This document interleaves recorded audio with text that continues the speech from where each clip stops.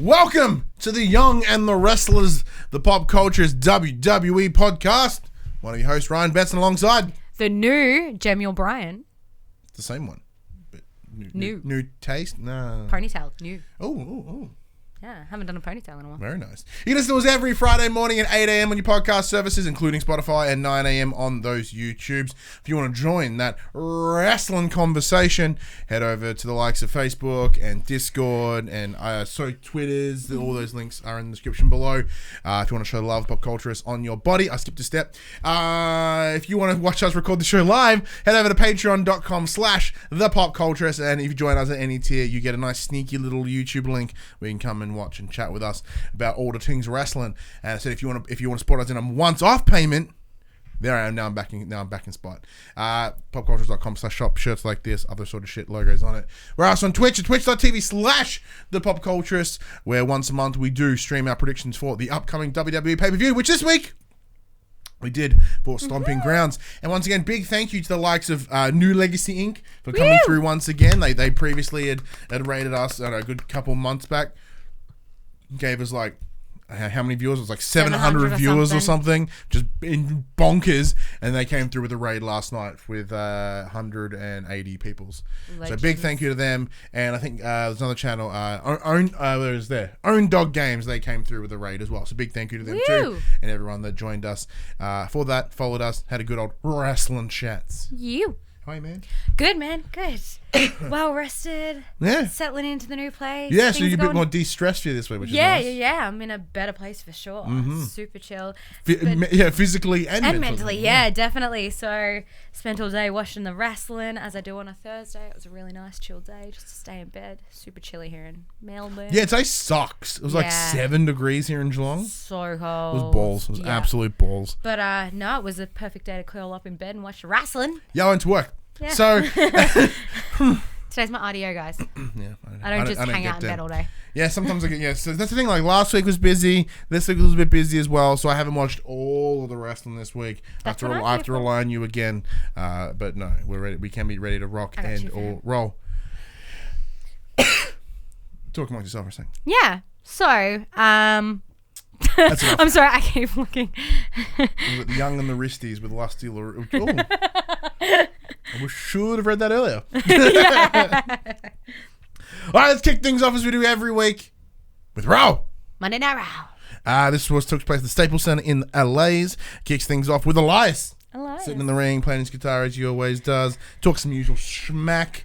There's a big discussion around Baron Corbin. He is having a special guest referee for Stomping Grounds, and it's kind of up in the air at this point. No one really knows who it's going to be until Elias gets his kit off. Yeah. And you see him rocking a ref singlet. Yeah, he has ref singleted in the past. Yeah, he has. So I was like, oh, that's very cool. I like that. It makes sense where they're going story-wise. Having Elias, boss!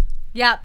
Chair out of nowhere from Seth Rollins. Yeah, Seth Rollins comes in, just fucking wrecks him with the chair. Like, we're talking like, multiple, like bend the living fuck out of that chair. Yeah, kind of annihilated him. It was pretty good. I enjoyed that part. Yeah, that was fun. Then Seth gets a mic and talks about how he's done playing games and he wants to send a message to anyone that's considering stepping in as the guest ref. Yeah, new games. Boss.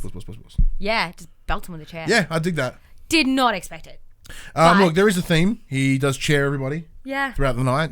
So it's going to be a bit fun to talk about. It was good. But yeah, no, I'm digging it. It's a good way to start the show. I enjoyed it. Just proper goosh. Yeah, I'm totally digging it. Obviously, like typical Elias heat, he's like talking shit about like, the LA Lakers and stuff like that. Yeah. And, just generating that heat. And it was just, it was just perfect. Like it just works out so well. Oh, and Adrian goes, Waka! So Killer does remind us that Elias is in fact Waka. He is Waka. Which is good to know. I always forget now. Yeah. It's all blurred together because they keep using the same 5 people. Yeah. So I'm like, what show are you on? Both? Cool. Yeah. Because I'm one of those idiots, the Vince McMahon things. And watching them today, like, because I watch them back to back on the same day. Like, I watch them, like, during the day today. Mm-hmm. So, like, I find that, like, we'll talk about something. I'll be like, oh, this happened on SmackDown. You're like, really on SmackDown? I'm like, oh, no, it happened on Raw. It's all meshed together as one. It's all just one giant show now. Pretty much. Next up, we find out that there is a fatal 5-way. That sounds sexy, doesn't it? This is for a shot at the Intercontinental Championship. at Stomping Grounds. It Against consists Samoa Joe. against good old Sammy Joe, not his name. Smoey Joe. So one by one, they do make their way into the ring. First comes in the Miz. We should have mentioned that Elias is still just lying in the ring. Yeah, at this point. he's still in the ring, beat up. Then Elias just gets bushed. Yeah. He gets skull crushing finale from the Miz. Gush. Yeah. Beautiful. Old Boob Lashley comes out, gives him a spear boost. Yep, Elias just cops it all. Cesaro comes in, does a bit of roundabouty swinging. The Cesaro swing. That's Beautiful. well, I'd call it roundabouty swinging, but no, your name seems more accurate. It's actually Ricochet comes in, just goes. Meh. Yeah, he just does his whole he's looking at Elias, he's like, man, just and then double knees him in the face. Yeah, it's so good. It was so perfect. Then Brain Strowman, as your phone says, corrected. Shit, whoops. Brainy Strowman comes in and gives Elias a running power slam. Beautiful. Poor Elias. I don't know who Elias pissed off. I don't know. It was just so flawless. It's like the Miz just started it and it just sort of. And then was like, oh, okay, no worries. Goose. Everybody's like, fucking why not? You're here. Let's go prove ourselves. That's it. Suck a butt, Elias. So good. Suck a big old butt. It was. But yeah, so this was an elimination, sort of like an elimination match. So pins, then you're out, that sort of stuff. Yeah. Let's have a look. So you've got down the details here. Mm-hmm. I forget who goes out in what order, but I do. All right. So first it was Braun. I have it there. Braun Strowman. He first took out Cesaro, and then I'm pretty sure second was Bobby Lashley. No, Bobby Lashley then Cesaro. And then he's getting his buzz on doing the run around the ring. Cesaro and Bobby crack the shits. So they come in and they just beat the living shit out of Braun Strowman because it's no DQ. It's a no DQ match. He's the biggest dude. Makes sense. Yeah, exactly. So out of pure frustration, they take him out. They let Ricochet do 630. So Ricochet gets up. They're like, get up there, eliminate him. So Ricochet gets up, does a 630 splash. And they all kind of like just pile on him. Yeah, they all crowd on him. Sorry for punching the mic. Yeah. Bobby Lashley holds the top half, Ricochet holds the middle, Cesaro's got the legs, and they make sure they get him out. So it leaves it to the Miz and Ricochet. Beautiful match. These two are phenomenal athletes. It does end up in Ricochet taking the win. Yeah, so Ricochet will be facing Samoa Joe at Stomping Grounds. Yes. This Monday for us. Probably the best outcome. I did forget to mention, obviously Braun Strowman cracks the shits. He jumps out of the rings. He does a big old does on Bobby Lashley, and then he goes running up. I think he just picks him up and piffs him at something, and then he runs after Cesaro up the ramp and throws Cesaro into the Titantron. At one point, though, I will give Cesaro credit. At one point, he picked up Braun. He fucking picked up Braun. The dude is there's a reason they call him the Swiss Cyborg. He's freaking ridiculous. Saying that though, Braun even straight away it goes ding ding ding, double fucking fly kick some prick, and then just rolls out of it. Yeah. I'm like, holy shit, Braun Strowman! What the hell's happening? He is amazingly his athleticism is second to none. Yeah, he is ridiculous. He's come far. Yeah. He's not that he wasn't bad. He was bad. He went from a strong man to an athletic man. He slimmed down a little bit. He's a bit more ripped. Yeah, a bit more very agile now. Yeah, man, it's good stuff. It was such a good match. It was fun to watch. But yeah, obviously Ricochet wins, which will be interesting. And then, as always, Joe comes running into the ring and attacks, which Ricochet does end up getting the upper hand on him. And Joe sort of runs away with his title as he does. Ricochet's just like, come on, I'm ready to go, which I think is awesome. I'm glad to see Ricochet getting the spotlight. Yeah, I agree. I think Ricochet is probably the best spot, for this. Yeah. All the others don't really kind of work. And with Ray out with his separated shoulder, who's the closest to Ray but better? Oh, yeah, it's fucking Ricochet. So in that part I really like. I think we're able to get some good matches, good matches, I should say, because I think this is potentially the beginning of a longer feud. Yeah. I will mention as well, I did notice at one point when the camera panned to Samoa Joe, because Samoa Joe was ringside watching along. They had him normally they'd have him at an announce desk. For some reason, Raw announcers are on the top of the friggin' the ramp, so he's just randomly sitting around on a chair. Just a random chair. But I did notice in the background, Seth Green was in the audience. Hey Seth Green. That was a fun little spot to find. Yeah, there's a lot of rando celebs rocking up here and there now, which is nice. Yeah, because I'm pretty sure after that was... fuck, I'm adding notes apparently. Oh, no, it's a little bit later. Never mind. Next up, we cut to the backstage. Daniel Bryan and Rowan walking around backstage, and with Becky is there as well. Yeah, no, they're rolling in with their briefcases. They've just arrived, and then it cuts to Becky Lynch like strutting backstage towards. That's really bad. That's really late. You shouldn't enter just as the show begins. Yeah, That's right. Granted, I understand you're on SmackDown and flights and stuff, but you're a walker. But like you should get in a better car and like get to there on time. Yeah, exactly it. If everybody else can make it there on time, why can't you? That's it. Right? Fuck. God damn it. Fucking Daniel Bryan. Yeah, right. I'm sure he fucking speed worked there and cars and fossil fuels. Maybe they and were shit. a little bit lost. They didn't know where their room was and they're just running around aimlessly like, where do we go? That's true. It could be the place. Next up, Becky Lynch. She makes her way out because she's here to confront Lacey Evans. She is. She's going to give Lacey what she deserves. A kick in the face. Yeah. Big old basically, puss. she's like, you talk about how you deserve this title shot. And she's like, and you know what? I agree with you. And I'm going to give you what you deserve. Which is a big old dus in the face. Yeah. Essentially. Yeah. Man, if look, I know they don't use the term dus on the show, but holy fuck, they did. That would be great. If you want to make me pop, say dus. When Becky's like, I'm sick of looking at your dopey face and gonna give you a big old dus, it'd be hilarious. Like, it just fits in Becky so well. Yeah, it'd be right. Yeah, Becky, does it. I'm like, yeah, man. If anyone does watches, that dopey bitch. If anyone watches this show, can you just use the term dus in the WWE? I'd be very happy. That would be a good time. Yeah, even if it's just the Iconics, it's coming and they're like, oh man, we're gonna dus you. I'm like, oh, it's iconic. Yes, you are. Australia. So iconic. I'm a bit too excited. I hurt my voice. So good. Let's see. So Lacey Evans makes her way down as well. She's like lifting up her skirt, showing off some thigh action. I was like, talking about how she's a tall drink of water, honey. Fuck. Look, I'll give her credit. She did all right on the microphone tonight. She held her own. I did wet myself when Becky's like, she's like, the only thing you know how to do is talk as slowly as humanly possible to delay the inevitable that I'm going to beat the living shit out of you. And she's like, don't act like you know me, honey. And I was like, oh, she talked fast. Like, oh, look out, Lacey Evans coming at ya. Ooh, it's bright. But yeah, so she makes way in the ring and like not even in the without ring even yet. getting in, she takes one step in, fucking Bexploit a bus. Yeah. And this is funny because the whole Lacey pacing the edge of the apron, which she almost slipped and broke her ankle because obviously it's quite soft and heels aren't a good idea in a ring. She's pacing back and forth and she does what I call the Stacy Keibler. So Stacy Keibler back in the day, very tall, beautiful drink of water, very very Lacey Evans, blonde hair, blue eyes. Stacy was just a bit slimmer. But she used to always put like one leg over the middle rope and she'd do this really slow bend and duck under. So it's very reminiscent of old school Stacy Keibler, which I absolutely love. But yeah, as she's halfway in the ring, Becky's just like, bam, Bexploder out of the middle rope. And I was just like, fucking yes. And then Becky just rolls out and takes off with her belt, picks up the fascinator that Lacey was wearing and just sort of strolls off with it all like, honey. And then just like gives it a big old punt at the end of the walkway, just flies behind her. And she's like...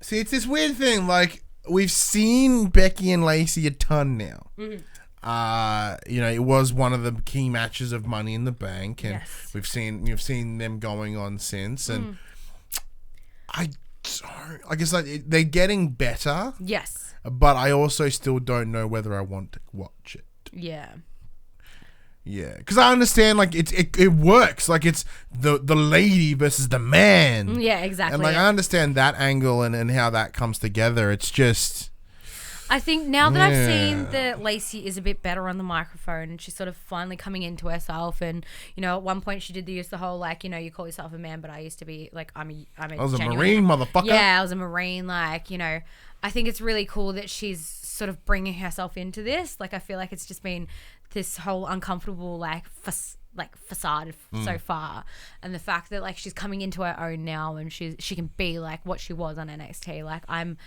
starting to like it more. Like obviously I don't like her, but I can appreciate that we're also not supposed to like her. Yeah, but I can appreciate that she's putting in the effort now, and like that sort of gives her a few ticks on my. And I do think 1 gold star, honey. And I do think, and once again, not having watched all of SmackDown, this could be unverified in a fucking second. But with less on-screen Charlotte. Yes, which she was not this week. She wasn't on last week, I don't think either. No. So like with Charlotte kind of taking a step back. Yes. It doesn't feel like we're seeing the same thing. Yes. So I think that's probably helping with Lacey's, by not seeing Charlotte. We're not being like, oh, that's a better version of Lacey. Yeah, That's very true. So kind of by taking that away, it makes us go, all right, cool, she's doing better. Yeah, focus on, yeah. Don't forget, we're all fucking morons. I can't remember what happened last week. So, yeah. I forgot what Charlotte Flair looked like. I thought that was Lacey Evans the whole time. Yeah. Yes. Well, yeah, I'm keen to see it. Yeah, look, I'm open to it. Yeah. I think it's going to go exactly how we think it's going to go. Yeah, definitely. But that's a bit of a bummer. Yeah.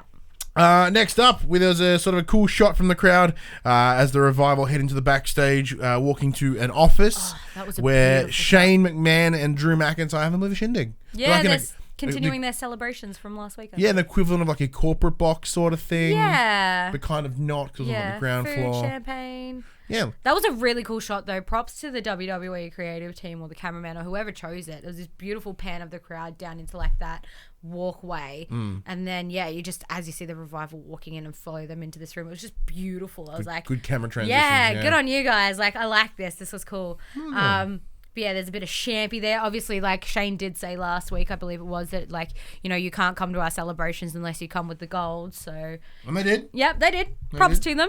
Yep, good. Golf clap for the Revival. Which our good friend Dash chewed out on Twitter. Yeah. Dash got into a Twitter beef with Dash. It was great. Yeah, it hit my brain. Yeah, it was good. I was like, which like Dash two timelines. Yeah, it was really good. That was a lot of fun. What else we get? Next up was an interview with Charlie and Baron Corbin. Apparently he's Jamaican now. Because Elias is backed out of being the ref. Yes. Which makes sense. Yeah. He got his fucking ass handed to him a minute ago. Yeah. And she's just like, look, are you scrambling? And he's like, I'm not scrambling. He's like, people are literally lining up to speak to me about this opportunity. There was no ones. Yeah, no. And then Charlie like backs off a little bit and then Seth Rollins with a chair. Boss. Just takes Baron Corbin out from behind and beats into him as well. And I was like, damn. Saw that one coming. Didn't see the Elias one coming. Yeah. But Seth's, again, making a statement. Even Baron Corbin isn't safe. Like, if you're even going to consider associating with him, like, he's just going to get big old does with a chair. Yeah. And we next we get a little shot of the Viking Raiders. Yeah, just hanging out backstage. Haven't seen them in a while. Which, once again, proven I'm a moron. It was like, oh, it's Eric and Ivar. I'm like, wait, what are their fucking old names? So, like, they're smart. They were smart. To their credit, whether it was intentional or not, I don't think it was. Yeah. They went, oh, fucking no one likes them as the Viking Raiders. Because for everyone, it's, the War Raiders. Yeah. It's taken away off TV for a while. Yeah. And they did. Yes. And then they go, it's the Viking Raiders. Everyone's like, oh, fuck yeah. I remember the Viking Raiders. Yeah. I like these guys. Yeah, I like them. I like those guys. And I did until later. And then we go, oh, yeah, the Viking Raiders. I forgot they were a thing. Fucking Hanson and Rowe. I almost called them the Viking Experience. I'm not gonna lie, I forgot what they were called for a second. See? I was like the Viking Raiders. Raiders, not because experience. We get stuck with the same repetitive bullshit every week. We're like, oh yeah, it's them. It's the Viking. It's the Viking ones. Speaking of, I was watching Vikings, and fun little fact: WWE superstar Edge is in Vikings. No Christian. Yeah, fun fact. Edge is now a Hollywood superstar. Mm-hmm. That was fun to watch. It was funny because I was telling my friend about it. And so put it out there, Vikings, rated R in Australia. So technically he's still the rated R superstar. He is the rated R. Amazing. But we were talking about him and my friend's like, is that the dude that does the weird kissing? And I was like, yes, he's the one that basically ate Lita's face when they were together. Oof, and she was like, man. Ew, I can't watch this anymore. He looks like the worst kisser in the world. Yeah, anyway. But I'd be so intimidated if I had to eat Lita's face. I'd be so awkward. Yeah, I'd totally want to make out with Edge still though. I make out with Edge. I don't mind. Either or. Yeah. Anyway, back to when the lion's hungry, he eats. Yes. Fuck. Yeah. Next, we get Daniel Bryan and Rowan again. They make their way out to the rings. They're talking about. Oh no, this was backstage. My bad. As I spit everywhere. They talk about how they're here to educate and excite. And then he wants to destroy. No, they were out. Was it in the ring? Yeah, they were out in the ring. Cool. They weren't in the ring. They were at the... I'm getting all mixed up because I'm a fucking moron. Oh, no, they were in the ring. That's right. Yeah. And they want to show why that they are the best tag team. Yes. And the Viking Raiders come out and stare down the Planet's champions. Yeah, so basically Daniel Bryan's like, we're here to educate you and excite you as the Planet's champions. Like, I'm going to excite you by beating the shit out of Seth Rollins tonight, which basically announces that he is in a match one-on-one with Seth Rollins tonight. Presumably main event. Yeah. Fuck yeah. Yeah. And then they're babbling away, and then shortly after Bryan finishes speaking, the Viking Raiders do come out, and they just have this little like Rowan and Bryan step aside. Everything goes black, and then like obviously the Viking Raiders have a really like extravagant entrance. So like the spotlights come on, and they come barreling down, and just like back down the ring. Yeah, exactly it. And then it all went downhill for me because you look into the ring. Yeah, because they get in the ring and we do the pan and we see him entering. I'm like, who the fuck? So once again, the WWE feels compelled to bring in some random fucks to just get the dust. Which is fucking annoying because, as I said last week, and I'll say it until they stop doing it, like, it doesn't do anything. Exactly it. Ah! Yeah, and they literally got beaten in like a minute. Like, it's just to show off that these guys are big tough men that can just take down nobody's like. Ugh. But like, destroy the locker room. Exactly it. Because destroy that way, people that are notified talent, like people that are contracted talent. Like I feel like I'm repeating myself, but it's because I have to. Because just like apparently WWE is stupid too, and I have to remind them. Like, it's just. And have them take out people, because that way it creates a sense of fear within the backstage. Yeah, like if they're demolishing everyone that actually works there, that's good. Exactly it. And like this, we'll talk about it when we get to it, but something later in the show just goes to prove like you could be doing things with people. Like it's so frustrating. But yeah, they were like some Randy and somebody Taylor or something like that, and it doesn't. You know what? It's not fucking important. And I was just like. Nobody knows them. Yeah. No, it's just even the referee. Who are they? Like. Yeah. Ridiculous. But after they do get the win with the Viking experience, with them they do the sort of a pan ringside looking at all the people. I'm like, hey! And then we find Carmella in Truth and costume. Yeah, Carmella's dressed as fucking Charlie Chaplin. Yeah. And then like R-Truth is like dressed as some colonial dude, and they're like eating popcorn and they got teddies. And look at like baby, pretend baby. And then like they get noticed and like the horde comes barreling down. They're like, shit, run! So they just, throwing popcorn and sprinting out of there. Dude, I am still not bored of this. Nah, I'm loving it so much. Like, it's odd though. Like, now that they've spoilers for like SmackDown. Now that it's moved, the belt's gone off Truth for a little bit. It's still gonna be good. I don't know. I don't think, because you know the Truth's still gonna be chasing it. Yeah, and I know why they why Truth keeps being given shots to carry the belt, because he's fucking good. He's so and like good. this belt is a joke, but he owns that joke and he understands that joke. Yeah, and like. I don't think there's anyone else in the roster that is competent enough to deliver that comedic timing. Yes. Like, not saying that they're bad, but like there is something about R-Truth. There is a charm. There is something in his delivery that's just fucking brilliant. Brilliant. Yeah. And if like, you know, like if you look at the lot of people that are chasing him, like, that memory card's full. That's right. I'll just have to pull the stream off YouTube. Yeah. Actually, that's gonna be really annoying. I'm just gonna do this. Yeah. So, what was I doing? Talking about R-Truth and people that could possibly carry. Yeah. So, like, when you look at the likes of the people that are chasing them, you've got the likes of Bobby Roode and Robert Roode. Yeah. Who seem to have no push. Remember when they had that push for like 2 weeks? Yep. And now nothing. Yeah, nothing. You've got Titus O'Neil. Titus is funny. Yeah, he's a bit of a dork, but he has his moments. Yeah, you've got the likes of like the B team at any given time. Eric Young's there around. Heath Slater's around. EC3's around. Like, just people that, you know, not doing much. Exactly. Yeah. So it's like it doesn't quite. I think it's going to be a problem if it went. Well, now that it's changed hands. It's been funny the few times that Jinder Mahal has copped it, which I appreciate. It's nice to see sort of Jinder having his bit of a moment, but I don't think like a long reign would be suitable for him. No, I agree. So they kind of fuck off and run into the run away, which is nice. Yeah. Next, Kevin Owens, Sami Zayn, and Baron Corbin are standing backstage. Kevin Owens' music hits, and they're all into the ring. Oh, that's right, because we're having a KO show. Yes.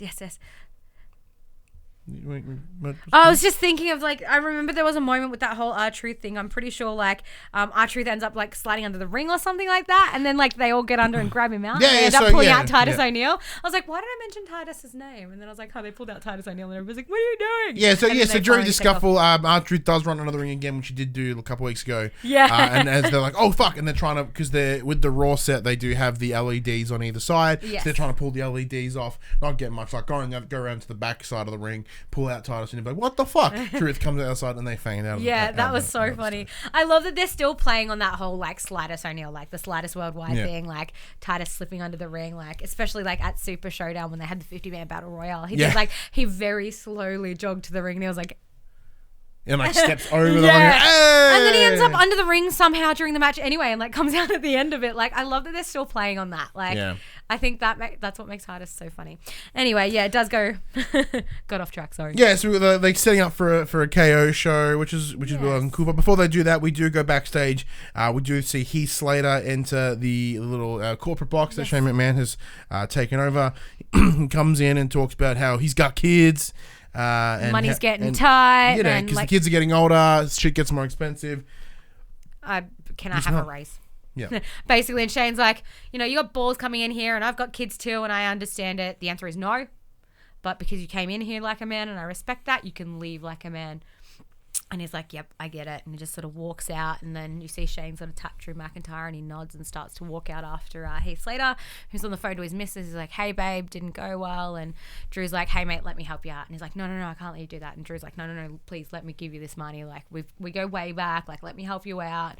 He's like, no, it's fine. And then Drew fumbles the money. And then Heath's like, no, it's okay, man. It's fine. I appreciate it. Don't worry, I've got this. And as he goes to pop down and grab the money, big old doors, yeah. So Drew McIntyre just takes him out and just cuts sick, just keeps beating out on him. His wife, Heath Slater's wife, still on the phone having to listen to all this. The Revival and Shane do come running out and they have to pull Drew off of him. And they're pocketing cash.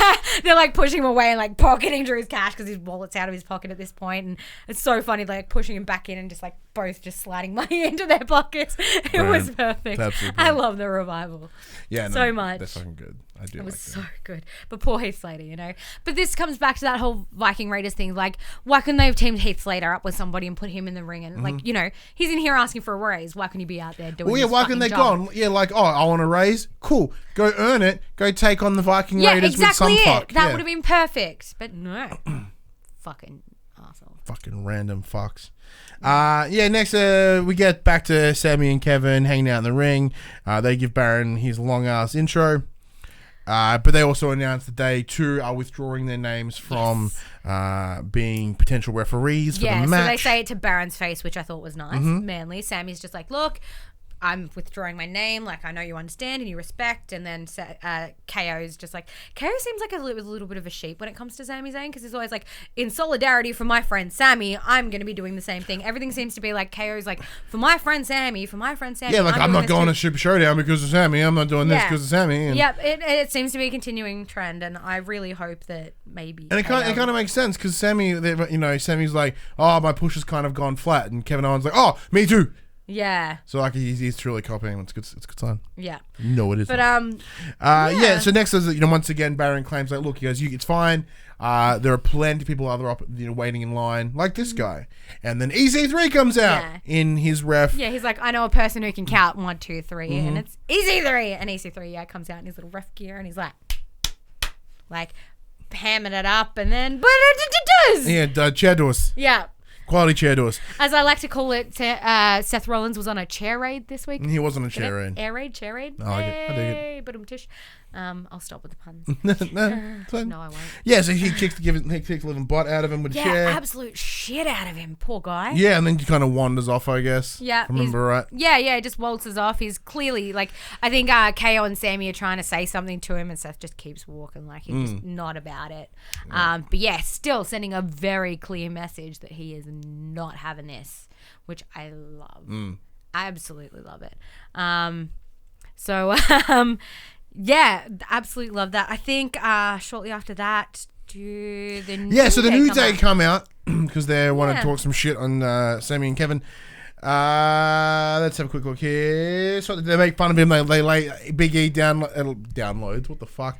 Lays down his jacket over the his- presumed dead EC3. They're making a bit of fun, and they're Yeah. like, yeah. And then Sammy's like, whoa, like, what are you doing here? You're not on the wild card roster. And like, Kofi's like, I'm the WWE champion. I go wherever I want, whenever I want, and these are my bros, so they come with me, because these people want to see it as well, which I thought was great.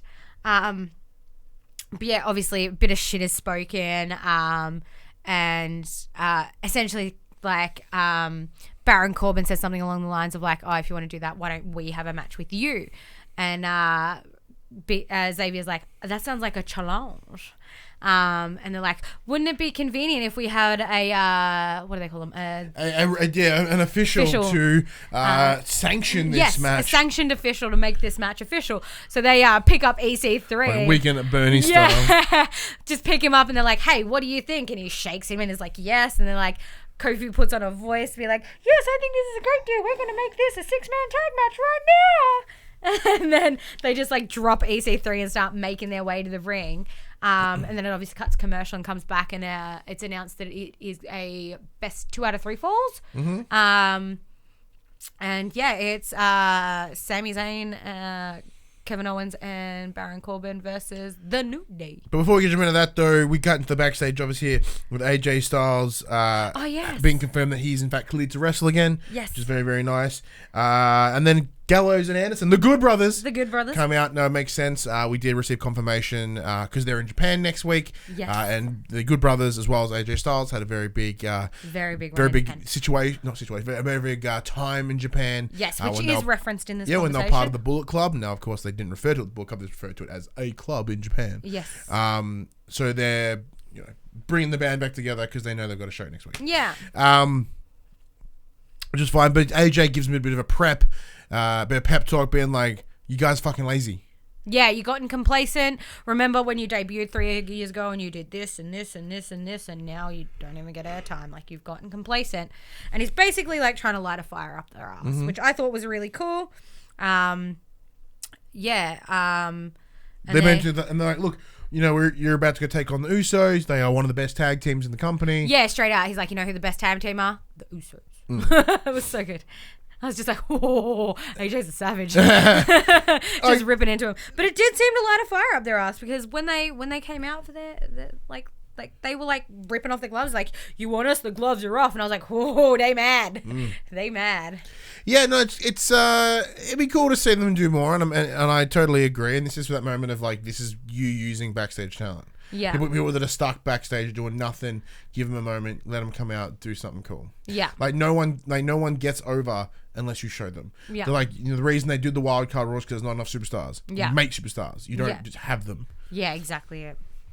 Pardon me. It comes back to the ring for that 2 out of 3 falls match. With a real ref this time, which is nice, because if it was just dead EC3, I mean, it would have been funny. That would have been awesome, like dead EC3 and then just wrestling around him. That would have been fucking fantastic. Yeah. But no, they But then, nobody get any pinfalls. No, they did not. Let's see. And that'd be the rest of the match. That's right. During the scuffle, Baron Corbin actually accidentally socked Sammy in the face. Yeah, during the match, yeah. So the match is, going on. I think Baron Corbin's about to clothesline Kofi. He ducks and takes out Sami Zayn, who was, the referee was trying to kick out of the ring, but he didn't leave.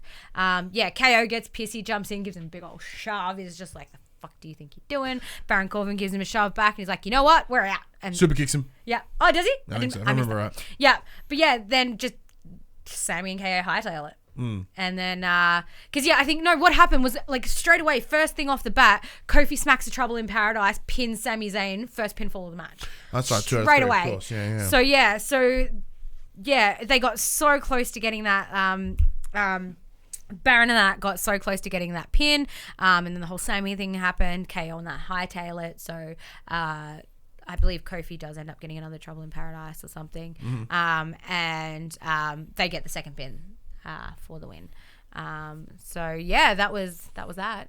It was a good match. Don't get me wrong. It was pretty funny. But yeah, I think think I'm a bit sick of seeing Sammy and KO just walk out. I feel like they've done this in the last couple of weeks. Yeah, but like it also kind of it's that weird situation. It kind of makes sense. Yeah. Because like they've seemed to have been teamed up here with Baron for reasons. Yeah. Like it's just of convenience because they were in the ring. Yeah. New Day were there, and they just happened to come in and be like, it's the you know, the enemy of my enemy is my friend sort of set up, and I get that. And whenever they whenever there are things like that, there is always that risk that things like this probably will happen because you know when a lot of the villains or the bad dudes they are all out for themselves. Yes. So to sort of have that clash makes sense totally. Yeah. Nikki Cross, she's backstage doing Nikki Cross things. Alexa comes up with a gift, which is a tag title match against the Iconics. Yeah, so she walks up with a mug and she's like, I got you a gift. And Nikki's like, another mug. And she's like, no, it's in the mug, silly. She pulls out this little scroll and it basically says like, hey, sorry I took your title opportunity against Bailey. I asked them for some favors and we've got a tag team title match tonight against which Nikki's stoked about. She's like, oh my God, it's my first title match. Thank you. Like, and then Alexa takes another dig at Bailey for some reason. She's saying something about, it would be good if we have the titles, and then when I win the women's championship on Sunday, like, we'll have a women's champion that deserves it. And Nikki's like, what do you mean? And she's like, oh, nothing. It's just Bailey drama again. So at this point, they've got a title match, which I think was great. Like, finally the Iconics will properly be defending. This is their first time defending it since they won it. Yeah, properly defending it. So I'm really excited for that. Before we do get that, we do get Paul Heyman in the ring. Paul is out there, mentions he's not comfortable being out here as Seth is on his chair raid. Yes. He makes it very clear that he has no intentions of being the special guest referee for that, just because he just have no fucking interest in it. Don't want to. And he talks more about the same bullshit of like, is Brock here? Ooh. Is he going to capitalize tonight? Maybe he's here, maybe he's not. Like, yeah. They're like making excuses for why he's not there, pretty much. Yeah, basically. Next, we get a very beardless Eric Young talking to Baron Corbin. Now, it took me a while to realize. I'm watching him going, who is this? Yeah, like, so was I. Are we at a point where Baron's also bringing in random fucks to be his referee? Is that what they're doing here? Yeah. And then I heard the announcers go, Eric Young, and I was like, Yeah. But basically, he's like, oh, look, like, Baron's like, you're the first person I thought of, like, rah. And he's like, look, thanks, I appreciate that. I'll think about it. And as Eric's walking away, he does encounter Seth Rollins. He's like, hey, mate, like, no. Like, I just told him what he wanted to hear because I was sick of him talking. Like, I just need to get rid of him. I was thinking about it, but I'm not gonna give him an answer. Yeah. Seth's like, it's okay, man. We go way back. Always, everybody goes way back. It's like, we go way back. It's all right. I trust you. It's fine. It's okay. And then as Seth starts to walk away, he buzzes in with a chair as well. Seth's clearly not taking any, he's not taking any chances with anyone. Like, even if you speak to Baron Corbin, he's going to take you out. Like, I love that.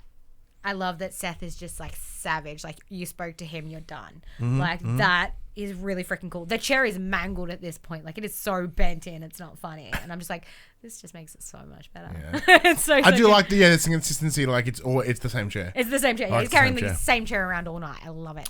Next, we get the Usos versus the Good Brothers, Gallows and Anderson. I take that back. Am I right? Or am I right? No, I think no, I'm right. Yeah, because obviously coming off the back of that, AJ does say, like, the Good Brothers do say to AJ when they're talking to him that we have a match against them tonight and we're going to win. So yeah, back to that match. I kind of zoned out. Yeah, that's fine. I was kind of like, meh, I don't really want this. I think, like, it was cool to see the Good Brothers back in the ring and actually seeing them on screen again. And they did put up a little bit of a fight, but the Usos did get the upper hand pretty quickly and the win. There's something like Anderson, I think is a really tall one.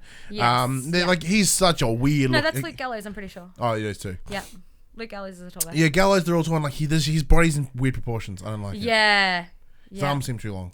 Yeah. So although when they stand there on the everyone they pop up the two sweets, like I'm like, oh, you're fucking weird. Yeah.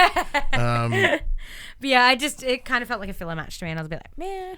Yeah, it was cool to have them shows. Yeah, it's getting them dropped, getting them sprinkled in. Yeah, which was really cool. Next week.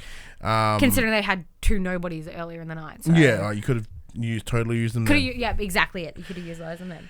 AJ was watching on the whole time. He looks all bummed and pissed and shit, which is fun. Yeah, I'm pretty sure just before the match too, the Usos have some stupid little intro where they're like, "Welcome to the Uso Penitentiary," which wasn't too bad.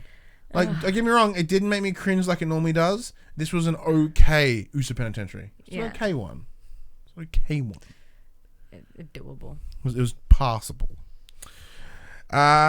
Shane celebrating Roman Reigns backstage. Way too much Shane on my TV, just saying. Yeah, way too much Shane.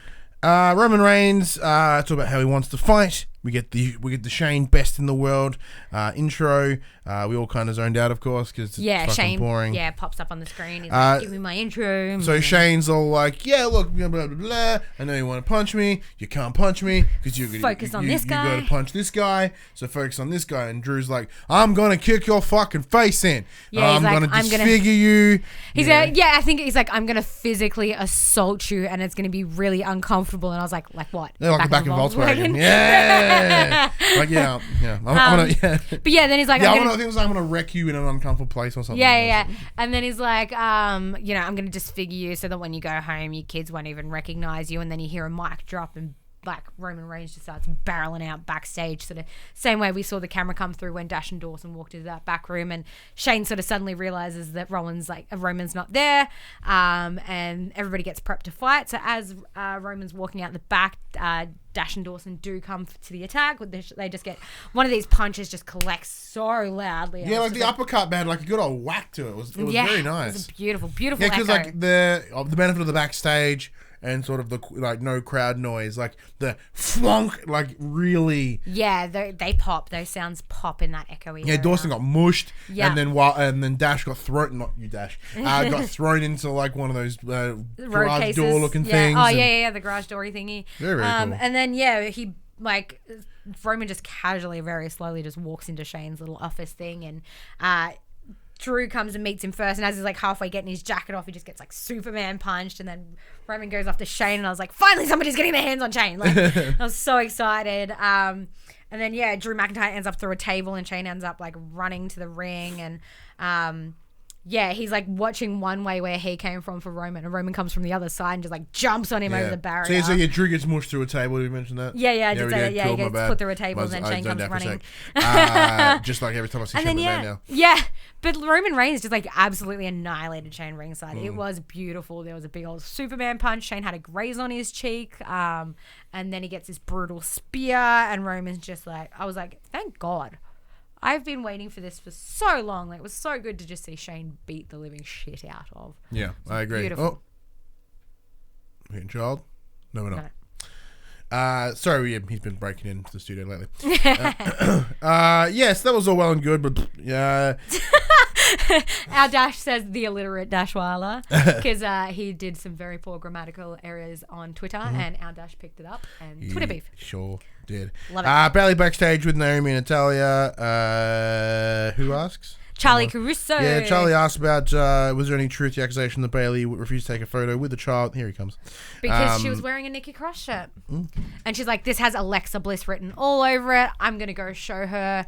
Hey, bud. Like, I'm going to go shut her up. So, yeah. I was like, yay. Hey, child. Hey, you breaking on in? How come you're not in bed?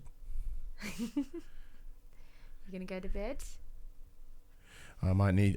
You may need to take over for a second while I take child to bed. Yes. Hey, child. You gonna go to bed? No. All right. You keep reading. I'll be right back. Yeah. Too easy. So yeah, as I said, I'll let you guys go past. Good night. So yeah, Bailey's like, I'm gonna shut up, Alexa Bliss. So cuts to the stage where the Iconics are entering, microphones in hand. They do announce, they start talking about being in LA and how it's fitting that they're there because, you know, it's a city of angels and Hollywood, Tinseltown, superstars, you name it. They go on about how like former title reigns, and they're talking about Alexa Bliss, and they say that they're like, oh, you know what? That reminds me of like LeBron and the Lakers. You know, LeBron came to the Lakers. He was a champion, and now they're losers. And Peyton's like, didn't they get didn't they make the playoffs? And the best part of the night was when Billie Kay turns around and she goes, "Not even close, mate." I lost it. It was so friggin' good. And yeah, they make their way into the ring. This week we actually heard Nikki Cross's entrance, which was nice. They didn't play it last week when she was teaming with Alexa, so it was really cool to hear her music for once. Then Alexa comes out and they sort of make their way into the ring. Dash says anything's better than Lacey Evans, and Kilobyte agrees that the Iconics are better than Lacey Evans. I couldn't agree more. I love the Iconics because of the Australian humor. I think, the American fans aren't going to get it, but I lost my mind when they were like, "Not even close, mate." Like, just me, the little bogan in my heart was just like, because who doesn't love Australians? Bear in mind they were wearing PopC purple, the Iconics, so we know you watch. Which also happens to be the Lakers purple. We know the Lakers watch too. So Alexa sort of as she's entering, she gets sort of she trips over the camera dude or something, and she gives him a bit of attitude, which I love about Alexa Bliss. Just nothing's off limits with her. And then, for some reason, they all get really long-winded introductions. They're all in the ring. The referees introduce the contenders of Alexa Bliss and Nikki Cross against the champions, Peyton Royce and Billie Kay, the Iconics. And as this happens, Bayley's music comes on and Bayley makes her way down to ringside for this match. I guess it was a good match. It was, nice to see Alexa Bliss back in the ring again. Excuse me. I kind of enjoyed it. I think I love watching Alexa Bliss as much as I hate her. I love that whenever the referee breaks up a count or something, she'll just scream at him, "I know!" Like a child chucking a tantrum. I love that real childish humor to Alexa Bliss. Whenever and I also love the Iconics, I can't get over their Australian bogan humor. I love when they sit in the ring and they're just somebody kicks out of a pin or something and they're like, "You gotta be joking me!" Kills me every time. At some point, Alexa ends up outside the ring face to face with Bayley. I agree with Dash. Alexa is a fucking queen. There's a reason. She's a babe. Yeah, there's a reason they call Alexa Bliss. What do they call her? Goddess. The goddess, Alexa Bliss. So her and Bayley get a bit face to face. She gives Bayley a bit of a shove. I run back. You're back. She gives Bayley a bit of a shove, and they end up going back to the match. Nikki Cross at this point is getting a bit dominated by the Iconics, and they get a pin on Nikki as Alexa tries to get into the ring to break up the pin. Mm-hmm. Bayley does grab her off the apron. The Iconics win the match, retain their titles, while Alexa's on the floor with Bayley yelling over her. Bayley is tall, so she's towering over Alexa Bliss and yelling Alexa at Bliss her. is 5 nuttin'. Yeah, she's my size, so yeah. I get it. And then I'm used to being yelled at. yeah.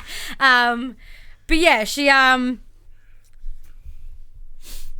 Nikki Cross gets pissed, obviously, that's the end of that. Yeah, that was the end of it. Very interesting to see them getting face to face. Obviously, Bayley did shut up Alexa by towering over her like that and scaring the shit out of her, I guess. It was a match. The Iconics run off with their little titles, being the Iconics. Yeah, just doing iconic-y things. That was all. It was good. It was all right. Yeah, it wasn't bad. If it's more Alexa Bliss in my life, he's always good. Yeah, exactly it. Next, Firefly Funhouse. Yeah. It's about the idea of growing things and whatever. Yeah, he's the mind is a garden and you need to nourish it. And I'm liking. I still like it. Yes. It does feel like Rambling Rabbit. Yes. It's long in the tooth. Yeah, it is getting. It's a little bit too much at this point. I think we're saying that though. This did feel like that turning point. Yeah. Yeah. I do feel that this is there's nowhere to go from here except putting him in the ring. Yes. So I do think he may show up at Stomping Grounds. Yeah. Yeah, so it was a really interesting one. It felt very culty, like they were like very much like, join us, let me in. Like, Follow the leader. Yeah, follow the leader. There was a lot of like flashing, like let him in type thingies. Yeah. It was very creepy. They had that like Muscle Man dance song in like 700 different genres playing in the background. Like it was really freaking cool the way that was put together. It was indeed. It was scary as shit, and I'm absolutely loving it. Because you did see as he was gardening, he had like the gardening gloves with the hurt and heal on them as well. So it's really cool that these little things are Yeah, so I think we're just 100% at the time now that we need to. Yeah, they need to put up a shut up, and that comes to just getting him in a ring. Yes. See how he goes external to it, like because there was rumor mill. I remember that he was going to rock up on TV properly. Yes. This week, but he didn't. So it's a bit of a bummer. Yeah. He's got these new fucking the glasses Yeah. things. It's just tearing apart my nose. Oh no. Oh, it's the worst. It fucking. I'm just glad I don't hurts have them all- on mine. I hate all the them. time. Well, like the problem is because I have quite a prominent. To make glasses for a second, I have a prominent brow. So like if I have them up high, like my eyebrows actually rub into the corner of them there and just make more filth. Yeah. So I have to have these pads on the little metal thing just to keep it away from my face. Yes. But James headbutted me on the weekend. Oh no. Broke out the old ones. Oh no.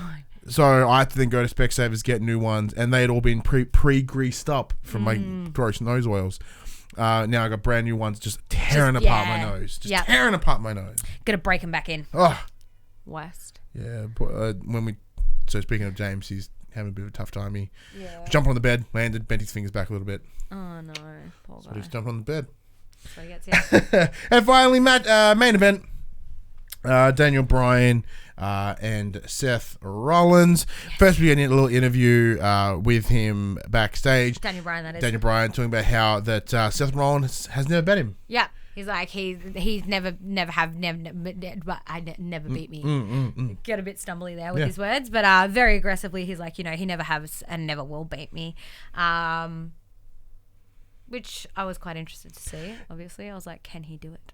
Yeah, so like as always, it was a lot of Daniel Bryan doing good wrestling. Yeah, see, this is what I love about Daniel Bryan is even though he's not like, your physically chiseled dude like most of the superstars are, say he's Seth Rollins, he is stupidly, ridiculously athletic. Like, I forgot how much I love watching Daniel Bryan wrestle until watching this. Like, I was like, holy shit, like, you are so good. It was very Daniel Bryan heavy for the start of the match, and then pretty much immediately Rowan gets involved with like a big old iron claw thingy, and like onto the apron. And then I believe the New Day came running out, and they started like doing on Rowan and Daniel Bryan, who were both like teaming up on Seth. And then the Revival come running out, and they start doing on, and then the Usos come running out, and they start doing on. This big brawl breaks out, and everybody ends up out the ring except for like Seth and Daniel Bryan, who are both laying there like all dead. Finally, officials show up after like the Usos do this double suicide dive, and the New Day pull down the ropes for them, and it was a really cool spot. Just awesome double suicide dive. And then the officials like kick everybody out, and they're like, you hear like, this match has now been restarted with nobody allowed ringside, which was awesome. I was so stoked for that because I was like, I want to see this one-on-one competition. Yeah, I thought they were going to give it like that would be the end of the. Yeah, I thought it would just be a DQ match, and but done. no, they're just like, we're restarting this official, and it was brilliant. Oh. Yeah, it was an absolutely beautiful match. Like Daniel Bryan, Seth Rollins are both phenomenal athletes. But yeah, just something about watching Daniel Bryan and it was just perfect. It was one of the best matches I've seen on Raw in a while. I really felt it. I really enjoyed it. Yeah, definitely. I really enjoyed the ebb and the flow of it. Like it felt good. Yeah. Yeah, it was absolutely beautiful. And I did love the contrast of obviously The Miz has picked up the yes kicks from Daniel Bryan. So obviously earlier in the night we did see the yes kicks and everybody's chanting yes, yes, yes as Miz is delivering these kicks. And then obviously later in the night it's still Daniel Bryan's thing, even though he's the new Daniel Bryan. He's doing the yes kicks, but everybody's chanting no. And I was like, this is just beautiful contrast, seeing him two different people, two different reactions to this thing. I thought that was a bit of fun, just a little tidbit that I liked. But yeah, overall, really good friggin' match. Seth Rollins does get the win. He ends up getting a beautiful stomp on Daniel Bryan. Like, it was just a massive stomp. Like, he took heaps. Like, I didn't think Seth Rollins would get that high, to be honest. But yeah, absolutely annihilated him for the win. So yeah, it was nice to see Seth Rollins finally get that over on Daniel Bryan. And then as he's making his way back up the apron, Baron Corbin from behind with a chair. Just a little bit of payback from earlier in the night. Cops him with a chair a few times, gets in the rings, grabs the belt, holds it over him, and then end scene. And credits. Yeah. So yeah. It was an alright episode of Raw, man. Like, I know, like, it wasn't brilliant. It wasn't horrifying either. Like, I do certainly think that Daniel Bryan and Seth Rollins was a very much a standout part of the show, and it kind of brought the overall show up because of it. Yeah, it was fun. Yeah. It was alright. Yeah. I think for me, it was more positive than negative for me this week. You know, obviously Lacey's showing who she is a bit more, which I really enjoyed. It was good to see people like, you know, Heath Slater getting a little bit of airtime with that little exchange. You know, the Good Brothers, seeing AJ back, little bits and pieces like that, seeing the Iconics actually defend their titles this week. Honestly, if we get into our rating system, I'd probably give it 1.5 angles. I think it was pretty good this week. Yeah, I'm in a similar boat. Yeah, a Kurt in the bar. 1.5 out of 2. It's pretty alright for me. Like I said, I enjoy enough of it. Considering previous episodes as well, like it's definitely on the up coming in Stomping Grounds. Yeah, like I do certainly feel like it got some credit, like a bonus points for just being better than it has been. Yeah, definitely. So it's still an average show, but like. Yeah. It was better than the dumpster fires we've been seeing. So, like, it's like, okay, cool, you get some bonus point. Yeah, that's definitely. Fine. Bonus point is still point. Yeah. But yeah, like, it's tough. With Super Showdown being the big focus there for a couple of weeks and about a week, not even, 2 weeks between Super Showdown and Stomping Grounds. There's not a lot of there's really not a lot of room there to build any stories. So...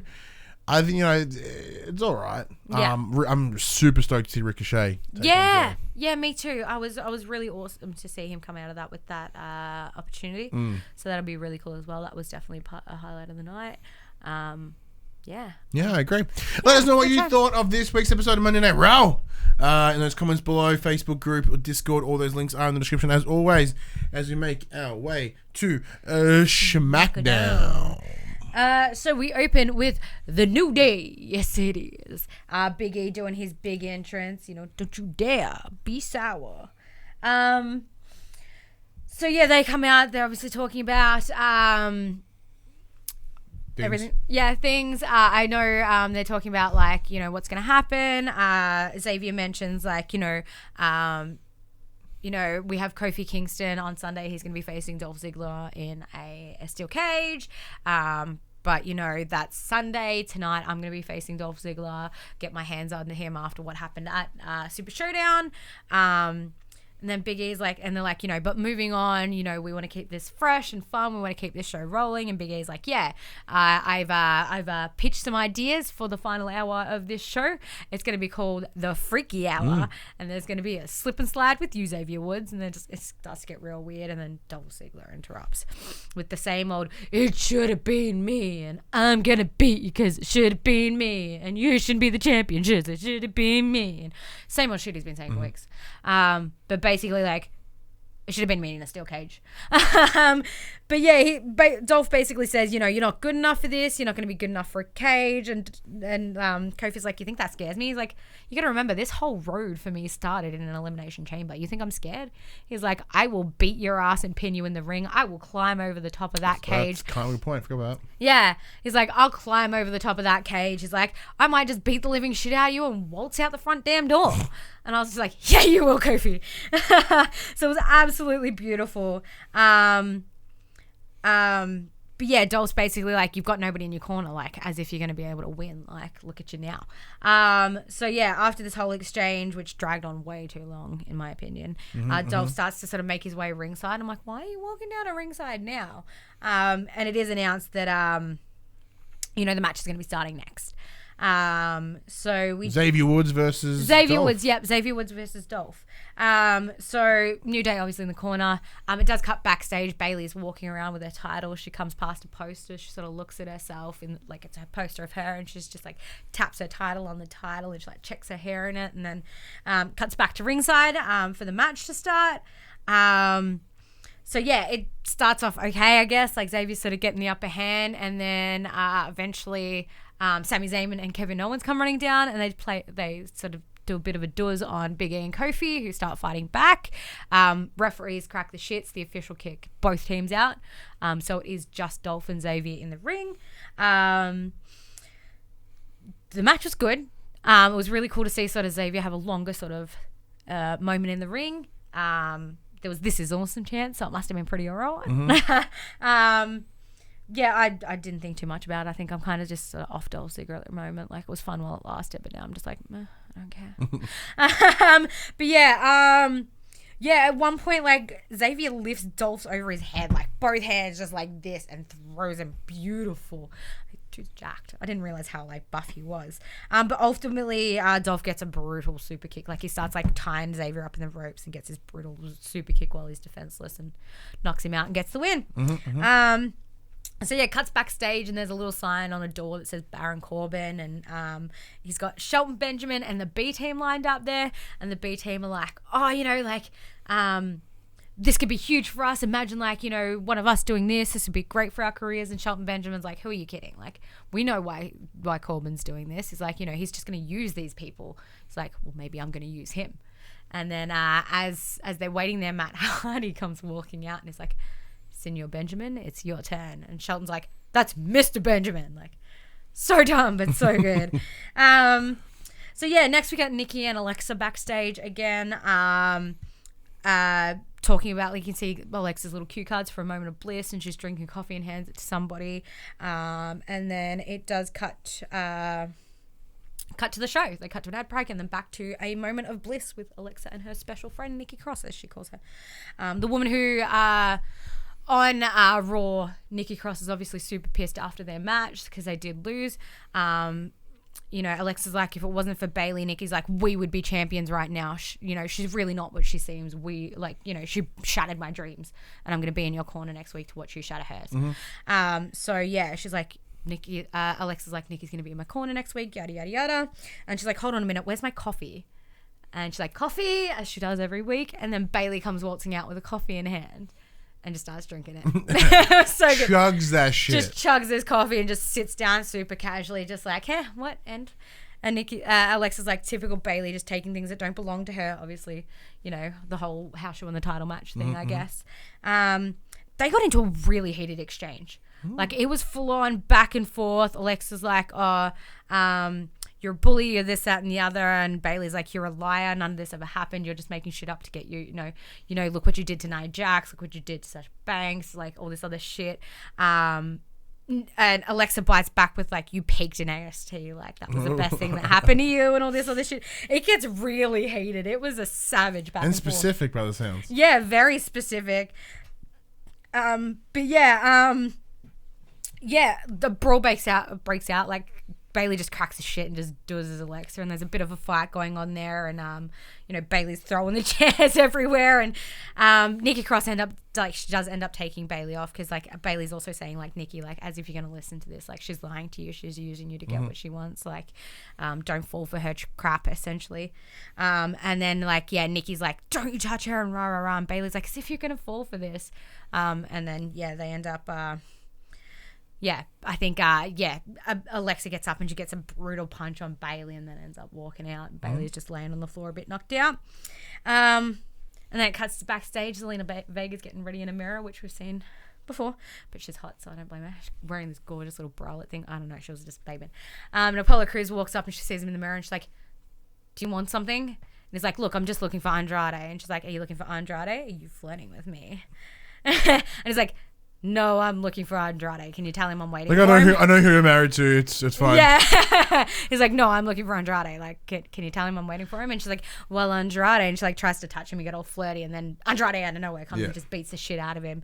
And it cuts to, I didn't know who it was. I was like, who the hell is that? This short-haired dude in a jacket. And he's, like, taking notes. And I was like, the hell? And then I saw Gable stuck to the front of his jumper. And I was like, oh, it's Chad Gable. Oh, yeah, Gable cut his hair. Because he cut his hair. Yeah. And I was like, oh, I didn't even notice you. Like, you look like a whole new person. And he's, like, clearly taking notes for some reason. So, yeah. And then it cuts to Daniel, Bryan, and Rollins just chatting backstage. Planet Champs. So, yeah, next we have the match with the B team. Fight. Sure. Something. I know. Some B team. So the B team are going to be versing Heavy Machinery, and Bryan and Rowan are at the announce desk ringside.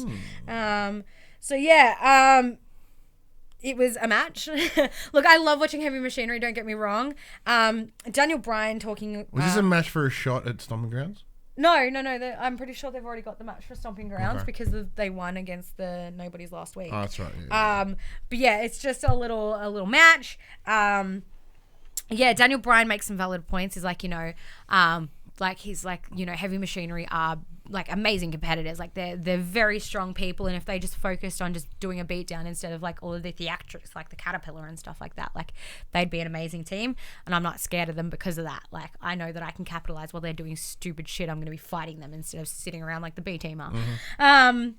But yeah, like I love Otis. I love Otis. So like initially Tucker's getting pretty heavily beat down until Otis gets the tag. And like he does this like beautiful like body slam thing. And then he's like, oh yeah. like the friggin' what's his name? The Kool-Aid man. Yeah, the Kool-Aid guy. Yep. But yeah, they get a compactor on Bo Dallas for the win over the B team. And it was super cute because as they're leaving, like Otis grabs Tucker and gives him a kiss on the head as they're like, it was so cute. I was like, oh, I love these two. It's just like, mwah. Like it was so adorable. But yeah, as the B team are like, writhing around in the ring, Seth Rollins with a chair. Seth just comes and annihilates him with a chair. Like again, sending that message that if you're going to even try and associate with Baron Corbin, even like look at him, I'm going to belt the shit out of you. So you don't want to do this anymore. Absolutely beautiful. So this cuts into Shane McMahon arriving in his limousine. And as he's walking in, he's greeted by KO and Sami Zayn. And they're talking about how Kofi and Seth are bad people and they're bad champions and look what they're doing. You should sort them out. They deserve to be punished for this bad behavior. And Shane's like, you know what? You're right. And you're the perfect people to do that. So how about you two versus those two tonight in a best 2 out of 3 falls? And they're just like, oh shit. That's not what they were looking for, but that's what they got. And then it cuts to another little video package of Aleister Black.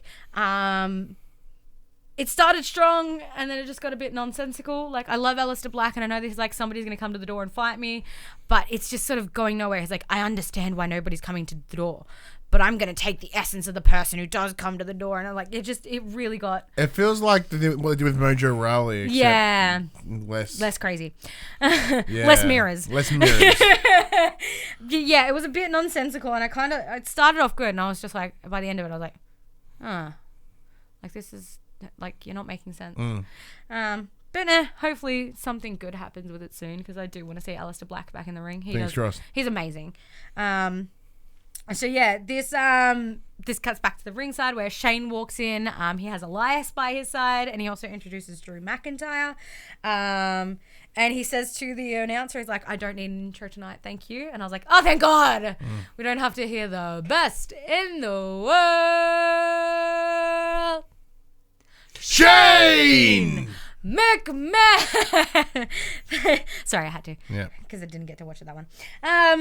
So yeah, basically he's like, we're not here to talk about me. We're here to put the focus on Drew McIntyre again. And Drew's like, I want the big dog at 100%. Like Shane wanted me to destroy him tonight, but I said no because I want the big dog at 100% because I want to beat the big dog at 100% because the big dog at 100%. Same old shit. No, 90%. No, 100%.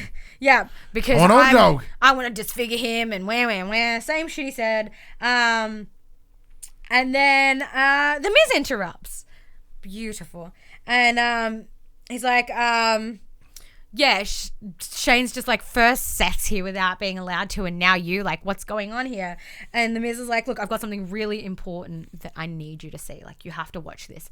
And he replays Roman Reigns just absolutely laying everybody out from the night before. Beautiful. Shane's laughing his ass off. The Miz is laughing his ass off, and Shane's like, what, you think this is funny? He goes, no, you're right. It's not funny. Not nearly as funny as this. And he shows Shane getting Superman punched and stuff in slow-mo. And he's like, this is great. And he's like, no, but there's one more. And Shane's like, if you show one more, if anybody in that truck out the back shows any more, you will be fired. You will lose your job. And I was just like, well, damn. Did he? Yeah, yeah, no. No.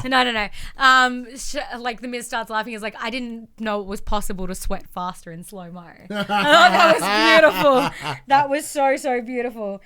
Shane does say something at some point about like the Miz's daddy issues and how like, you know, my dad's like a millionaire and your dad came from the dirt because, you know, he's baked potato face or something like that. Mm-hmm. And the Miz is just like, settle down, Junior. You're just the boss's son. You can't go firing anybody. But yeah, you know, the Miz talks about like, you know, when Shane come back, he was like, you know, this is going to be a show of opportunity. We're going to be bigger. We're going to be better. Like, you guys are going to be in control. Yep. And he's like, and now it's just a fucking Shane show. Mm-hmm. Like, it's just the Shane show. I'm sick of it. It's Shane done live. Yeah. He's like, I'm sick of it. Everybody's sick of it. Every show. And he's like, and you know what? It's my fault. Because I let you take my place in that World Cup. I created a monster. I made this happen, and it's my responsibility to take care of it. Interesting. Okay. Mm-hmm. Which I loved. I think that was really cool for Miz to sort of admit that, you know, this is what it is. And basically the Miz puts out that he wants another shot at Shane. And Shane's like, look, sure, but not right now. Like, you can fight, but you can fight Drew and Elias right now. And Shane's like, Miz is like, how original, a handicap match. He's like, no. I didn't say that. Let me finish. He's like, if you can find a tag team partner in 10 seconds, and he starts counting, and the Miz is like, oh shit. And then R-Truth is standing there, and you see the Miz like, Truth? And R-Truth's like, what? And he's like, don't even need 10 second chains. 10 seconds, Shane, because my partner is R-Truth. Awesome. Truth is back in Cali. And everybody's like, yeah. And Truth is like, what? No. Like, huh? So, R-Truth ends up being Miz's partner for this little tag team match, which Shane does say, like, that's cool and all, but it's going to be a tag elimination match. Mm-hmm. So if one tag team member gets pinned, they're eliminated from ringside. Okay. So yeah, this cuts backstage. AOP is standing at Baron Corbin's and door. the crowd goes mild. And the crowd goes mild, says Dash. That was beautiful. I love the crowd goes mild. But yes, this does cut to AOP backstage. We haven't seen in a while. And Dash groans loudly, apparently. Is it both members, Acom and Razor? Yes, both of them, Acom and Razor. I do believe we saw them in the 50-man tag match. Oh, really? Because one of them, I'm going to say it was Acom. He was out for a while. He's jacked. I think it was Razor. Yeah, no, because they had a Raw tag team run last year, and then got jacked. So yeah, I'm pretty sure they were in the SSD 50-man thinger.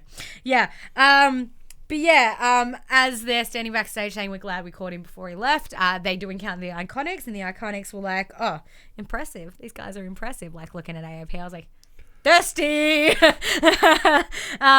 But they're waltzing down the walkway, like out backstage, and you see them pull a face, and it pans to Paige, Asuka, and Kairi Sane, the Kabuki Warriors. And the Iconics are just like, oh, look out, maybe they're here to plunder our gold. And they're like laughing, and the Paige is like, actually, how about we fight you for them so we can take them off you? And they're like, oh, look, we're traveling heaps and we're really busy, we're kind of in demand, can't help you there. And Paige is like, haha, that's so funny because we're traveling to the same place as you are. She's like, I've asked some questions, I pulled some strings, and we have a match against you next week in Tokyo. And Asuka and Kairi Sane are like, Tokyo! Like, really cute and anime. It was kind of cute.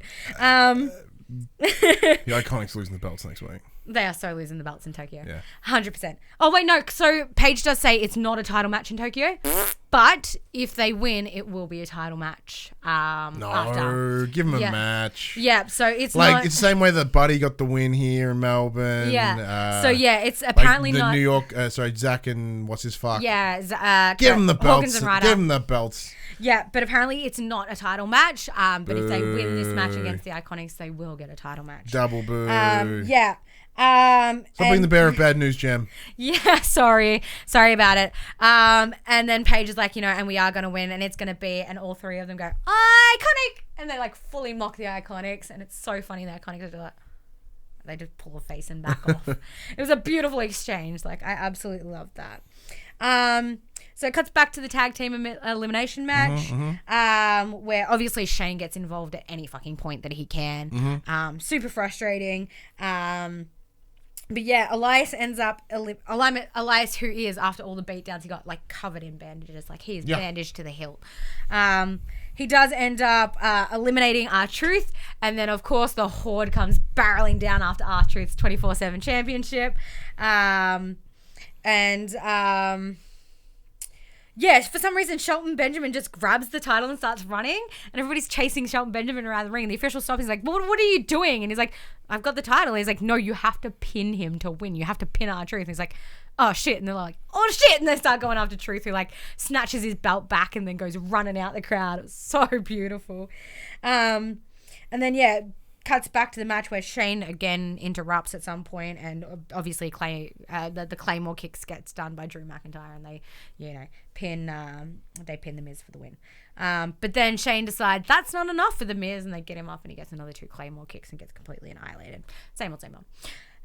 So this brings us backstage. We see Ember Moon barreling through. She runs into Carmella. She's like, Mella, have you seen Mandy and Sonya? And she's like, no, but have you seen R-Truth? Like, I can't find him anywhere. And she's like, no, sorry. And she's like, as Carmella goes to walk away, she goes, hey, tell Mandy and Sonya we have unfinished business. And then she goes jogging off to go find R-Truth.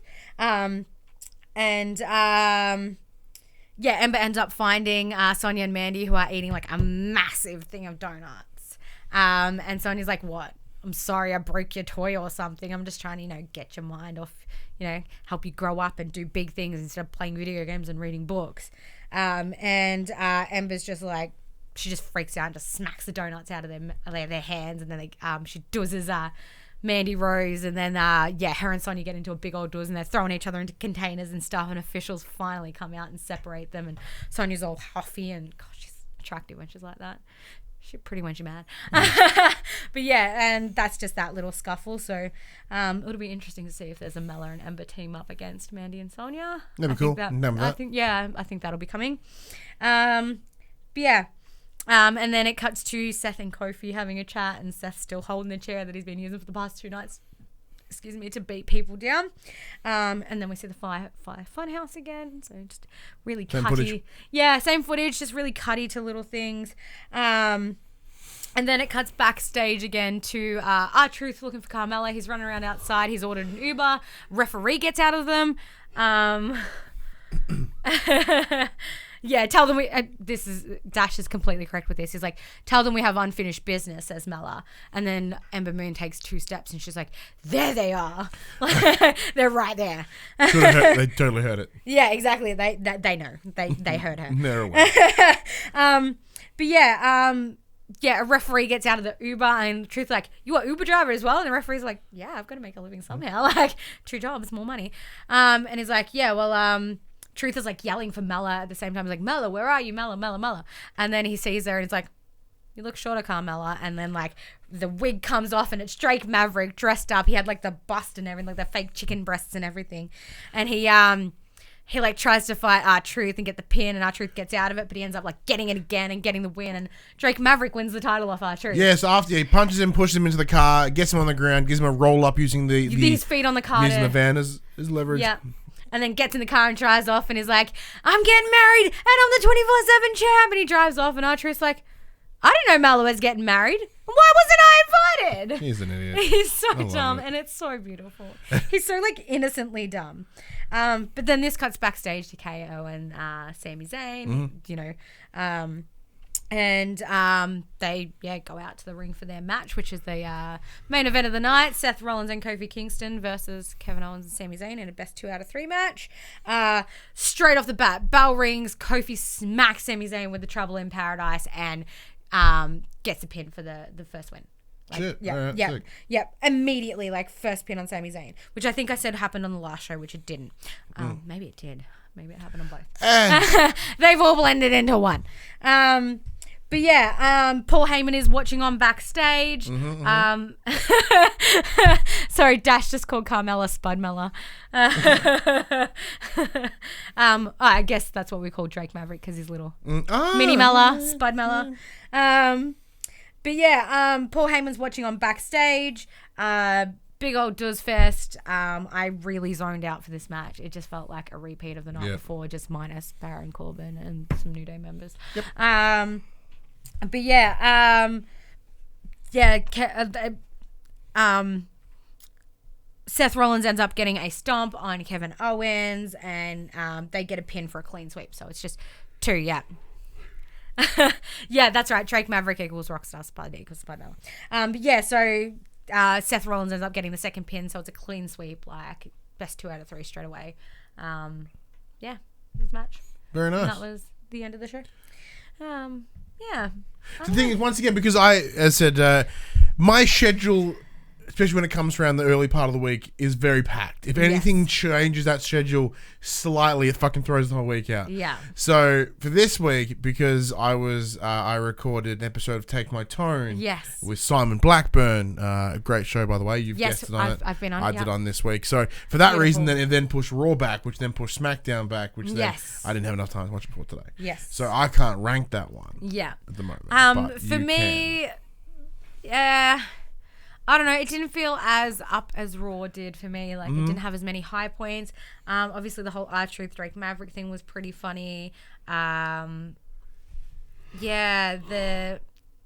don't know. It was just a bit... I'd probably maybe generously give it one Kurt Angle. I think it was just a bit all over the place. Like I said, it did blend into Raw. I couldn't tell which was which at some points. And that's the downside of this wildcard rule, man. Yeah, that's definitely the downside of the wildcard. Yeah, so... a lot of repeat matches as well. So, yeah, I think I'd probably just give it a big old 1. Yeah. Well, let us know what you thought of this episode of SmackDown Live. In those comments below, Facebook, Discord, and other social medias. All, as I said, links down below. But before we jump into the dirt sheet, we do have Stomping Grounds coming this weekend. Yes. So let's go through the card as it is. Let's lay down our predictions. And as we also discuss the results from WWE 2K19. Alrighty. So, of course, this is using CBS Sports as a point of reference. And they did speculate that the Raw Tag Team Championship would potentially be taking place. I presume pre-show, Revival versus Usos. Interesting. I mean, if that does take place, the Revivals will retain. Yes. Yeah, I think so. There is the Cruiserweight Championship. Tony Nese versus Drew Gulak versus Akira Tozawa. I couldn't tell. Yeah, neither. Literally couldn't tell. I think... Yeah, it's hard to say. Yeah, 20. Sure, why not? Yeah. I think maybe Akira as well. All right, so now we're into the matches that we predicted using 2K19. Let's have a look here. The New Day versus Kevin Owens and Sami Zayn. WWE 2K19 did predict that the New Day would win. Would win this match. I think so. Yeah, it's the same as what we've seen here before. I don't know where the story will progress with them taking the win here. It's certainly not the worst thing for them to take a win, but Yeah. It's one of those things though, like if Kofi is going to win later, maybe these guys take the loss here. Maybe, yeah. Yeah. Like hard to say. What do you think, New Day? I think so. I think, Xavier and Big E will. Excellent. We'll take it. Next up was this. Dash says Kenny Omega win. Why doesn't Kenny Omega win? What doesn't Kenny Omega? Oh, what? What doesn't Kenny Omega? SmackDown Tag Team Championship. Daniel Bryan and Rowan versus Heavy Machinery. I would love to see Heavy Mech take it, but I don't think they will. Same. Heavy Mech's totally what I would really want to see, but it's not going anywhere. Daniel and Rowan will have too good for it. Literally nothing to do if they get taken away here. So exactly. Yeah. And Daniel Bryan's so good on the microphone, and he's so good for it. You know, I don't think that Heavy Machinery will be able to portray that as good as Daniel Bryan can. So I don't think it's going to change hands. I do think Heavy Machinery should have the belts as they are a proper tag team. Yes. I'm not saying Daniel Bryan and Rowan aren't, but I am saying also saying that too. WWE 2K19 did predict that Daniel Bryan and Rowan would retain. I would like to see this sort of build Heavy Machinery up though, and give them that sort of push that they need. Agreed. That would be awesome. The United States Championship, Samoa Joe versus Ricochet. Ooh, I'd like to see Ricochet take it, but I don't think he will. Yeah, I think Joe will retain. Yeah, I think Joe will retain. My personal theory is if they are going down that the line of having Ricochet being a replacement for Rey Mysterio. For Rey, maybe Dominic will get involved in some way. I doubt it. Cool. Be pretty cool. I don't see the belt change hands here. I think it keeps Joe as a monster. Yeah. It works out well. Yeah. And Ricochet may be a little too early in his main roster run to take a belt. That's true. 2K19, however, did predict that Ricochet would come out clean. Interesting. After about the game wigged out and did about 14 standing shooting star presses. Boos, stand up. Boos. And there's like 12 of them. And beautiful. so the game broke. Love it. Which was very cool. SmackDown Women's Championship, Bayley versus Alexa Bliss. I think Alexa Bliss will win. I would love Alexa Bliss to win. Yeah, I reckon Alexa Bliss will take it, and it'll carry on this feud for a bit longer. Because they're really not doing much with Bayley. I think Alexa's going to be more suited to it. Yeah. Because I think it'll generate some heat between Alexa and Nikki Cross. Yeah, no, I agree. And you'll see a turn there. Yeah, I agree. Well, because I've come to learn last night that there was a previous discussion in an interview where Bayley did say that she doesn't want to turn heel, mostly because her fan base does skew younger. Yes. She'd hate for them to have to dislike her. Very John Cena-esque sort of that way. So for that reason, I don't see her turning anytime soon. I would like to see Bliss have this, but I do think that Bayley will retain. Yeah. If I remember right, SmackDown, WWE 2K19 said the same. Yeah. Raw Women's Championship, Becky Lynch versus Lacey Evans. I think Becky's going to retain. Yeah, of course. 100%. There's no way Becky's dropping it here. It's just not even questionable. Yeah. WWE 2K19 did also predict that Becky Lynch would retain if I disarm her. Yeah, buddy. Oh, sorry, I forgot to mention. Yes. 2K19 during the Bayley Alexa Bliss match, there was an interruption. Mm-hmm. Paige's music hit. Oh wow. She didn't come out, but it gave Alexa Bliss, so it gave Bayley a distraction. Alexa Bliss tried to get the win, did nothing. Yeah. Boss. Interesting. I was like, oh fuck, because like I don't know whether because all the times that we've streamed 2K19's predictions, very rarely have we had run-ins. Yes. So that was fascinating. So she didn't actually come in. The music just hit as a distraction. I love that. Roman Reigns versus Drew McIntyre. I think Roman Reigns is going to win. Unfortunately. I would love to see Drew McIntyre win just because Drew McIntyre buzzing people is fun. But I think, Roman Reigns is going to get the up. Just take sort of Drew McIntyre out of the picture so we can go back to the Miz and Shane. Yeah. I would want Drew to win. And just for funsies, I want to say Drew to win. Mostly because I like seeing Roman get mushed. I think there could be more here. I do want to see Drew have some title matches later in the year. And I think by not burying him now, he'll be getting to that point. That's true. 2K19 did predict the win to Drew McIntyre with breaking open Roman Reigns' face. Love it. And also interruption from Killian Dane from Sanity. Interesting. Which, mind you, didn't touch anyone. Yep. He came in, walked down the angle, climbed in the ring, walked across the ring, climbed out of it and left. Like, that was it. I just want to be seen, guys. Bye. He walked in and goes, Sanity! And then left. And he didn't do that. Like, no. It just, up, in, out. Like, these walk-ins do weird shit. This is fun. WWE Championship, Kofi Kingston versus Dolph Ziggler in a steel cage.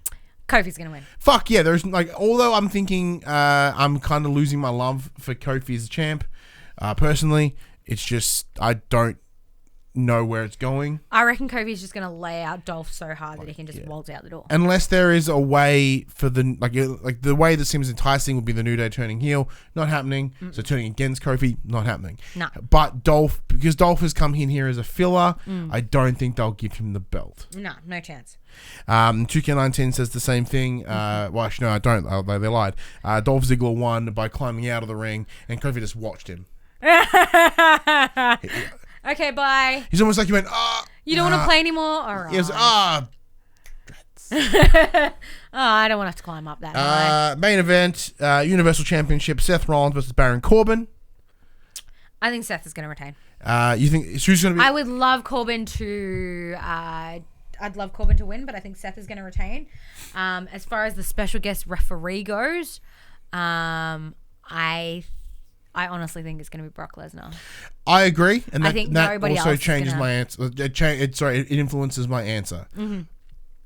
I do think having Brock there as the special guest referee, genius, because he's there with the briefcase as well, having Paul ringside with the case.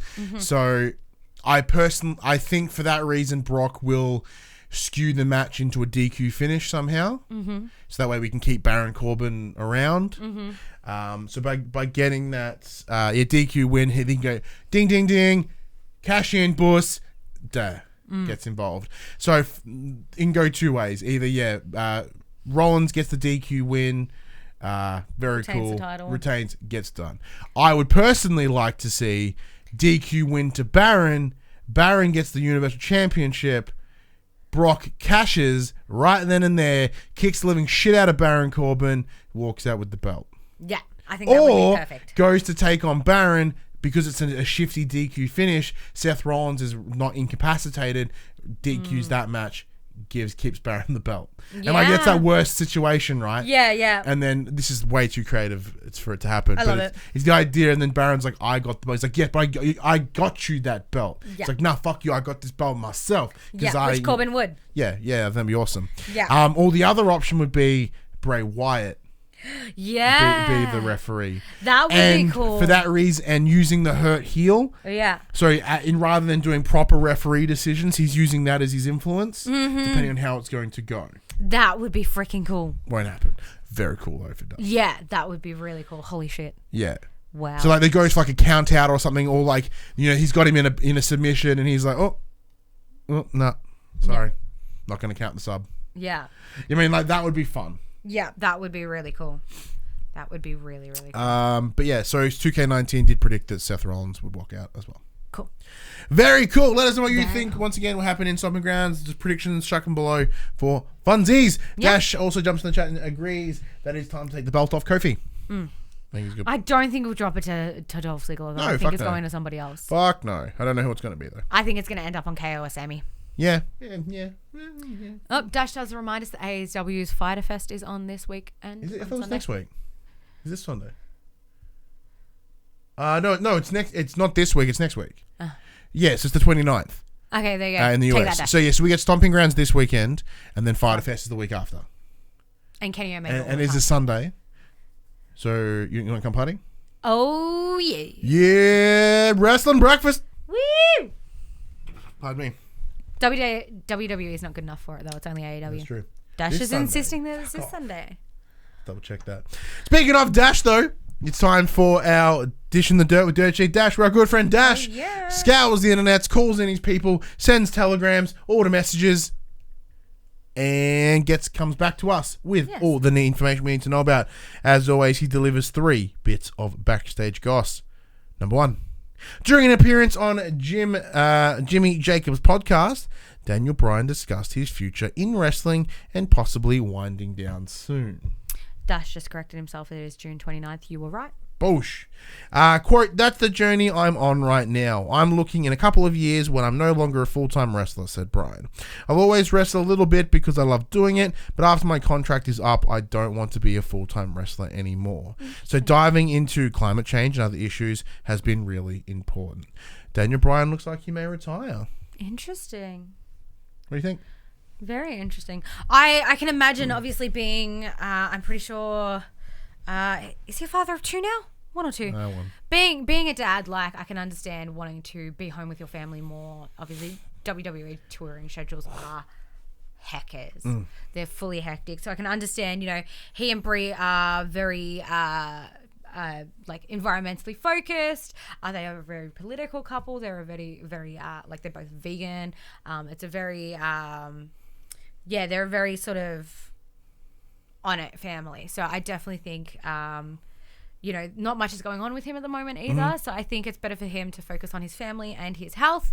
And I think the health is a big thing here. As someone that who had to like essentially retire already because of his brain injuries from wrestling, I think it makes total sense for him to step away at some point. And I think if you can go out soonish, after having that tremendous heel run against Kofi, like that's probably the best way to go. If you go out with that being one of the most recent memories, you're doing okay. And having that information on hand now makes me think that maybe the titles will change hand. Yeah, but also saying that he did say this is in a couple years from now, so it won't be anything right now. But he may step back. I think it'll be a couple years from now. Interesting.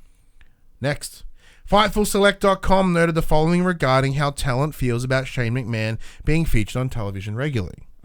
Quote, we've not heard of Shane being criticized personally, but the decision is heavily feature Shane McMahon in the middle of a wild card scenario that already limits screen time for others is infuriating. So backstage is getting shitty that Shane is getting the push. Yeah.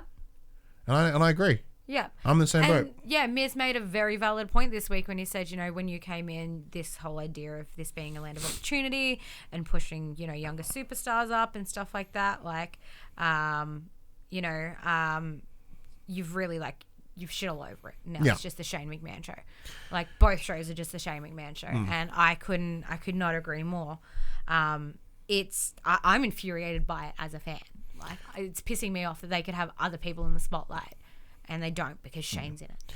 Well, because there was if you spoke to us 3 months ago, it would have been like, fuck yeah, Shane McMahon heel. This is the best thing ever. Thoroughly enjoying it. Give me more of that. Little do we know that it would continue for another 3 months. Yeah. Because this has been going on since November. We're looking at 8 months at this point, if not more. Dash also jumps in, bless you, and goes, there's a direct quote from one of his sources, bless you again. Quote, it's normal. He is the boss's son. Yeah. Breaking news, Rusev just tweeted about Shane. Rusev has been unloading today. Unloading. Someone's like, oh man, someone commented on one of his tweets going, man, it's really sad to see employees be this sad with the company they work for. And he responds with, I'm not an employee. Oh, because he's not. He's an independent contractor. I love They're that. not registered as employees. Yeah. I'm like, oh, my fucker. Brutal. I love that. Fuck yeah, Rusev. And finally, there were rumors earlier this week that Stephanie McMahon was convincing stars of the NXT brand to sign with the main roster, as their time has now, quote, passed the developmental brand. However, this, excuse me, this now puts said stars into free agent status. It is now heavily rumored that Johnny Gargano, Tommaso Ciampa, and despite his recent move back to NXT, Tyler Breeze are all in talks with AEW. Yes. WWE Vice President of Talent Relations and on-screen COO Paul Levesque is trying his hardest to keep his boys at bay, making big promises, but according to an anonymous talent, quote, those promises are as empty as the chairs on the hard camera side of a SmackDown taping. Yeah, shit. I'm sure to mention Fandango came back this week. Interesting. In NXT. That's funsies. Interesting. It'd be pretty cool. Yeah. I know Dash himself would pee his pants the idea of Ciampa on AEW. Yes. But once again, we won't see him. My concern is with him having to take injury time. Yeah. And Vince being a butthole around talent, getting stuck because you owe X amount of time because you're off injured. Yeah. If this does happen, we're not going to see Ciampa's going to be around. Ciampa will be around a while. Yeah. Yeah, interesting. And there's not much that you can do with Gargano and NXT, and I think that's why they tried to bring him up when they did. But yes, without once again without Ciampa there, kind of put him back down NXT. Yeah, exactly. Yeah. Yeah, and there's also Dash did also inform me that there was some rumblings going around NXT of them just not wanting to go to main roster. Yeah. Do you blame them with what when asked? They're like, no, I want to stay. Even Tyler Breeze said the same thing. He's like, I think someone asked him, was like, are you okay with being called back to NXT? He's like, it's fucking brilliant. Yeah. Yeah. You know what I mean? Yeah, understandably. Look what they've done with the likes of EC3 and, it's just... Nikki's getting some hands on now, which is nice. Lacey's been around the whole time. Yeah. EC3 is the one that got the shortest end of the stick at this point. Even, I think Lars is off injured now. Yes. Man, I'm just going to put it out there. For what's supposed to be a safer option than the likes of Japan and etc., why is everyone so fucking injured in WWE? Yeah. Probably because they've done their stints for so long. That, what's the deal here? If it's supposed to be the safer alternative. The touring schedules are so grueling that it just wears them down physically and mentally, and they just can't. They can't do it. You've seen some, like I said, I've seen Ricochet some of those. Ricochet honestly said, he's like, I've been, you know, he's like, I've obviously not been performing as well as I used to because the touring schedule is so grueling, but, you know, I've worked it out and I can do this now, you know? Yeah. So, but it's just that, you know, watching Japan matches as an example, these people get beat the living fuck out of. Yeah. And yet, you seem to hear so much more, because like from the wrestling content that I consume personally outside of this show, like there's very few mentions of injuries and stuff. Of injuries, especially that take months away or whatever. Yeah. And it just happens almost on a weekly basis here. Yeah. But as Jess does point out, the Indies, the New Japan doesn't do that many days a year. Yeah, which is a big WWE thing. on average do about 300 days a year. Whereas New Japan don't do that, and on the indie scene you do get paid more to do less dates. Yeah. So yeah, just as I was saying, like the grueling, the touring schedule is grueling for WWE superstars, because not only are you doing your Monday and your Tuesday night with the wild card, there's people doing both nights. You're also doing house shows throughout the week, traveling all over the world. Like, you know, Becky Lynch just said a couple of weeks ago that she hadn't been home in 60 days. Like, that's 2 months away from her own home, just touring 2 months straight. Like, shows every other night. Like, it's grueling, and they go through a lot. Yes, it's pretty gnarly stuff. But speaking of that, you need to get yourself home as well. Yes. You haven't been home in 6 hours. Yeah, I know. It's a bad time. So that does bring us to the end of this week's episode of The Young and the Wrestlers. I hope you enjoyed listening to some wrestling chats, because this show does come to you every Friday morning at 8 a.m. on the podcast services, including Spotify. We are also on at YouTube at 9 a.m., which you probably already know that because you're here right now. You know, if you want to join the wrestling conversation live, you can head over to the patreon.com/thepopculture. If you support us at any tier, you can watch us record this show live. We can get updates like Dash has been providing us in here this whole time we've been chatting. You can talk to us. It's good times. And if you want to support Pop Culture in a more once-off fashion, head over to popculture.com/shopping, buy shirts like this and other shorted shit with our logos on it. We are also on Twitch at twitch.tv/thepopculturist. And we should mention, while you are there on your podcast services, why don't you give us some of them 5-star reviews if you believe that's the star we should receive. And also a little written review as well. It does help as well. Once again, if you can help us get into the ears of people around the countrysides, spread that wrestling chats is all good for us. And of course, Mondays we do also have the PlayStation show for the players, Pop Culture's PlayStation podcast. But I'm really bad at it. We need like a throw. We don't have a closer for this show, and it really kind of sucks. I'm Ryan Betson. And I'm the new Jem Bryan. See you next week. Bye.